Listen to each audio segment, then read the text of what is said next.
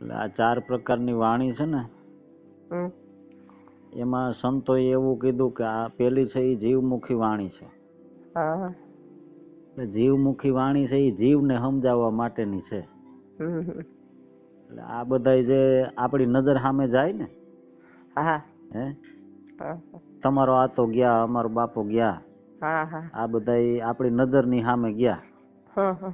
તો ઈ જે કઈ કમાઈ કરીને લઈ ગયા હોય એના ભેગી, હા. ઈ એની કમાઈ છે, પણ ઈ આપણે એનાથી એક શીખ લેવાની ઈ છે હા. કે ભાઈ આ જે છે ને ઈ પલમાં આ ઘટના ઘટી જવાની છે, હા. તો ખરેખર ભજન કરી લીધા જેવું છે.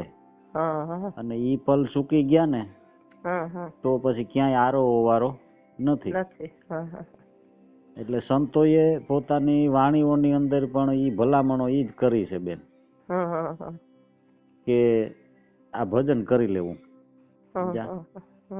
લાભુ દાદા એમ કેતા કે 100 કામ પડતા મૂકી અને સત્સંગ કરી લેવો, અને 1000 કામ પડતા મૂકીને ભજન કરી લેવું. એટલે એવું કે અગત્યનું કામ હોય તો એને પણ ભજનનો ટાઈમ થાય ત્યારે ઈ અગત્યનું કામ પણ મૂકી દેવું એમ. એટલે ભજનનું એટલું મહત્વ ઈ સંતોએ વર્ણવ્યું છે એમ, સમજ્યા?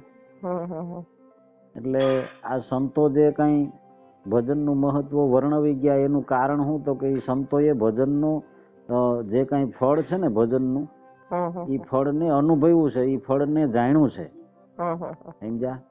સંતોને ઈ ખબર છે, એટલે એને ભજન કરવાની ભલામણ કીધી.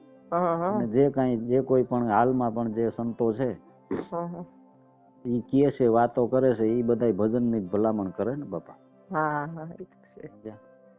એટલે જીવનમાં કરી લીધા જેવું બીજું કઈ નથી. આ મનુષ્ય દેહે આવ્યા ને આ પૃથ્વી ઉપર, તો ભજન કરી લીધા જેવું છે. બાકી ગાડી, બંગલા, મોટર, મેળ્યું, માલ ને મિલકત ઈ બધું તો થાય ને વણશે. આ સંસારના સુખ તો થાય ને વણશે, પણ આ અખંડ સુખ છે, સમજ્યા? મીરા કે અખંડ વર ને વરી, હવે મારો ચૂડલો હવે કોઈ દી નો નંદવાય એમ, સમજ્યા? આ સંસારી વર ને વરુ તો ઈ તો આજ જન્મે ને કાલ મરી જાય, સમજ્યા? પણ મીરા કે વરુ તો ગિરધર વર ને તો મારો ચૂડલો અમર બની જાય. એટલે અમર ચૂડો જો બનાવવો છે ને જેને, તો ભજન કરી લીધા જેવું છે. સંતોએ ભજનની ભલામણો કરી છે. મેઘજી ઓડાડો છે ને, ઈ વાણીમાં એમ કે ભજનમાં ભીના ભીના રેજો મોરાભાઈ, ભજને અનેક અધર્મીને ઓધાર્યા. અજામિલ તો મહા અપરાધી, જેના સંગમાં ગુણકા સીધી. આ બધા આવા ટૂંકમાં ક્રૂરમાં ક્રૂર હતા, ઘાતકી હતા, અપરાધી હતા, કામી હતા, ક્રોધી હતા, લોભી હતા, લાલચુ હતા, એવા બધાય જેસલ જાડેજો જગનો ચોરટો, તો એવાય તરી ગયા. તો આપણે એવા તો નથી ને, એના કરતા તો આપણે ક્યાંય હારા છે.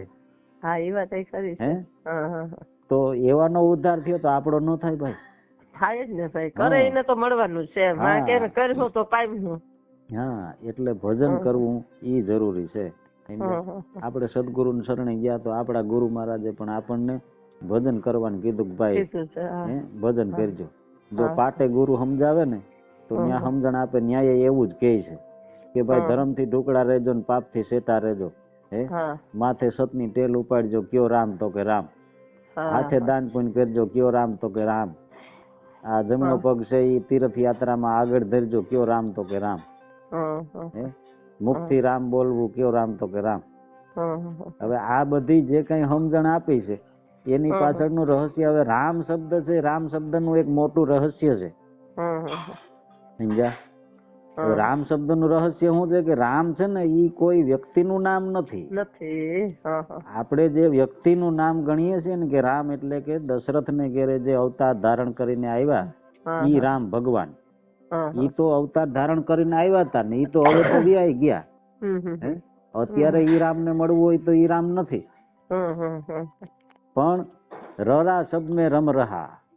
કબીર સાહેબ શું કહે છે કે કકા કેવળ બ્રહ્મ હે, બબા બીજ શરીર, રરા સબ મેં રમ રહા, તાકા નામ કબીર.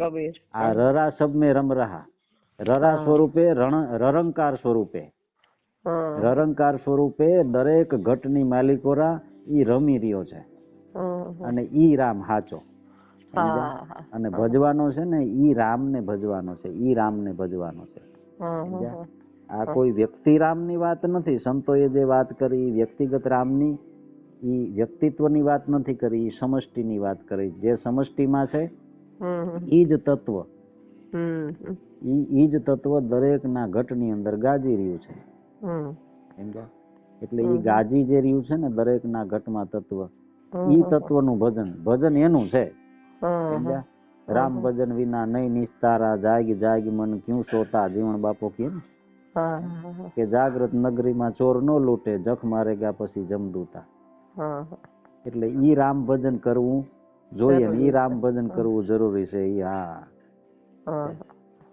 એટલે છે ને બેન આ રામ ભજન કરી લીધા જેવું છે બાપા. અને તમને તો આ સમય મળ્યો છે, હવે નિવૃત્ત સમય, નિવૃત્ત જે જીવન છે તો ખરેખર બીજી કઈ કામકાજ ની, ધંધાની કઈ માથાકૂટ નથી અને આમાં ભજન કરવાનો એક સમય મળી ગયો છે. એટલે બીજું બધું તો થાહે ને, ઈ તો થાવાનું જે છે ઈ તો છે જ. જે છે ઈ તો છે જ ને, નથી ઈ તો નથી જ. હા, એટલે ભજન કરવું જોઈએ ને ભજન કરી લીધા જેવું છે. બોલો સદગુરુદેવ ની જય.